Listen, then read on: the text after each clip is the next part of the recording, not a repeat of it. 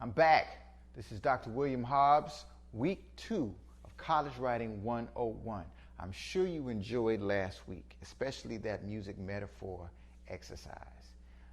As a matter of fact, I would suggest that you go back to it and really use it to help you become more confident in the type of imagery that you want to use in expressing how a particular song, its chords, its tempo makes you feel. I'm so excited when students get beyond descriptions like, I like the song because the beat is tight. That means absolutely nothing. And now that I think about that, whenever you hear somebody say, I don't listen to the lyrics, I just listen to the beat, that's nonsense. Absolute nonsense.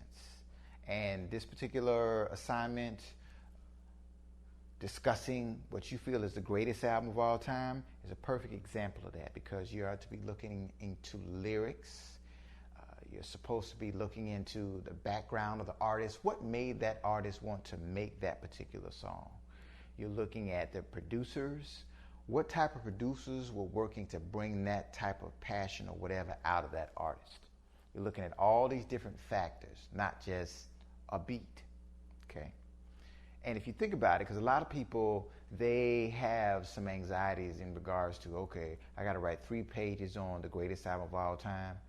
How hard should it be, or could it be, for you to write about something you really love, right? The idea is anyone who really loves something is into the finer details of that thing by default. So keep that in mind. If you really, really love something, you get into all of the intricate details of that thing simply because of your love for it. All right. Now, this week we're going to get into a very interesting video called Music as a Language. It's from a YouTube TED Talks presentation, but it's really awesome. It's really going to help you appreciate the universality of music.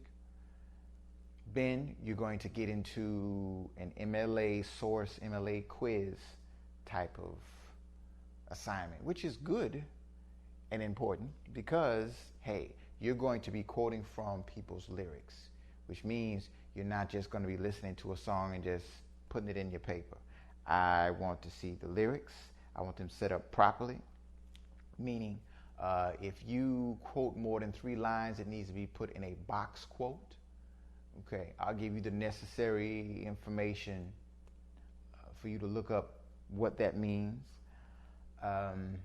So yeah, that's very, very important. And also, as you start to fashion your rough draft, I want you to consider some questions to help you go a little bit deeper into this album that you already love so much and therefore are reveling in discussing the finer details. For instance, if Martians came to this earth and all they discovered was this album, what would they know about human beings? Another question. If this album could cure anything in the world, what would it be? Another question. If this album were a child, and this one is really interesting. If this album were a child, who would be its parents? Or what album would be its parents? Which means, for instance, if I'm in love with, goodness gracious, the latest rapper, whoever, then quite naturally there was a rapper before him that had to influence him in some kind of way, right? There could be no 50 Cent without NWA. There could be no NWA without Ice-T. You see what I'm saying? So I want you to be able to really see the lineage in which this particular artist and their album came from. Consider these questions. Oh, watch this. I got another one for you. Watch this. If that album, whichever album you pick, married another album, what would be that other album that it would marry, and why? That particular question can really bring to light what this particular album may lack, or how it can complement it, or anything along those lines. Consider those questions seriously. Now, when it comes to that rough draft, this is time to get acquainted with turnitin.com.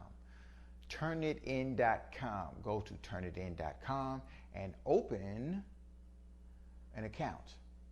Now, you're going to see within this week on the Blackboard second week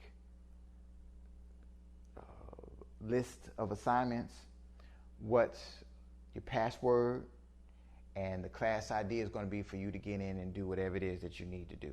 That's going to be taken care of. But make sure you get your account going in turnitin.com, because at the end of this month, I'm going to expect you to turn in your rough draft. And when you turn in your rough draft, I want everyone in class to start checking each other's work and give peer reviews. Now, a lot of people like to be lazy with the peer reviews, but I got something for you. Because at the end of the semester, when I'm looking at whether or not I'm going to give somebody a higher grade, I'm checking for peer reviews.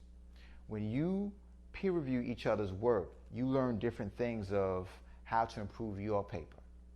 So this is not the time to get all sensitive in each other's feelings and everything like that. Everybody's trying to get better. So as long as you keep that in mind, you should be all right. So we're going to do peer reviews. After you do the peer reviews, then you revise, and then you're going to resubmit the paper again as a second draft. Now that second draft is the one I look at. And I'm going to go over it, and I'm going to give you some ideas, some tips to make it better for the final draft. And by the way, I'm going to check and see if there's a difference between your rough draft and your second draft. If there's no difference, we got a problem. Because the key to writing these papers for my classes are the revisions. I'm not concerned as much with how good of a writer you are, it's how good of a rewriter you are.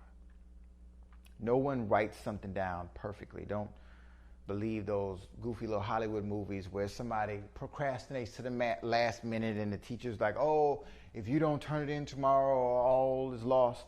And they go somewhere and you hear that music, and they're up here typing until the sun comes up, and there's a trash can. First it's empty, and at the end it's full of paper, and they're sweating and all this kind of nonsense with a bunch of empty Red Bull cans around them. No, that's not cute. This is about revisions, okay? The way you see your experience in middle school has changed from when you first got out of middle school. It's going to be the same thing as when you look at a paper. When you first put your inspirations onto a paper, that's your rough draft. Or as you could, let's just say clay, all right? Pottery, okay? That clump of clay is your rough draft. It's ugly, it's unformed, it's a big hot mess, but it's necessary. There's no way to get around that part of the process. Now, after peer reviews and after revising after the second draft that I look at, now you got your apron on. The potter's wheel is going. You're fashioning it out. You're taking off different pieces you don't need, so on and so forth. And then at the end, you have this beautiful pot or whatever the case is. But there's no way to get that final product without each of the steps before that. Don't try to skip over that. And like I said, that's the beauty of turnitin.com. One, I can tell if you completely plagiarized the paper, which makes no sense because you're writing about something you love, and why would you not want to write about something you love? Right? So I can tell if you forged it. I can tell if you made any significant changes. Turnitin.com is a beautiful thing, don't you think? Yeah, I know you do. So let's get started. I'm excited. I want to see what you come up with. I want to learn about artists I've never heard of before. Let's get cracking.